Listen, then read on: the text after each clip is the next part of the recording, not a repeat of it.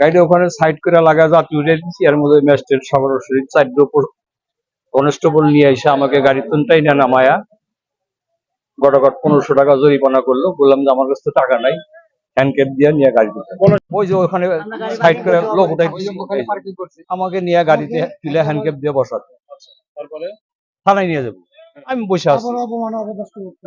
তারপরে যাক, যেটা করার সেটা তো করছেই। মানে আমি কই আপনি তো আপনি সার করে হে যতটুকু পারছে আমাকে বলছে আর খারাপ ভাষা, ঠিক আছে। তুই মই ভালো গালা দিস। আচ্ছা পরে আমাদের লিডার পার্সন এসে তার সাথে কথা বলে কি বানি সমাধান হইলো। লিডার পার্সন বললো যে গাড়ি গুড়ি আর চলবো না, যদি চলে তাহলে প্রশাসনের হাতে কথা বলে গাড়ি চালাম, তাছাড়া আর চালাম। তারপর আমাকে ছাড়ে নাই, জরিমানা ঠিকই নিচ্ছে।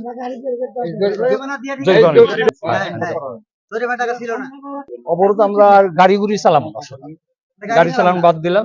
কেন গাড়ি চালা তো আর পেটের ভাত না, কোনোরকম আমরা ডাল ভাত খা পয়সা আছে, সবাই জানে। তারপরে ওই আইসাই 1500 2000 আমাকে এইবার দিয়ে 3 বার করলো, 3500 টাকা পর্যন্ত আমাকে জরিমানা করছে। আমি সানোয়ার হোসেন, আমার বাড়ি মালসাপাড়া।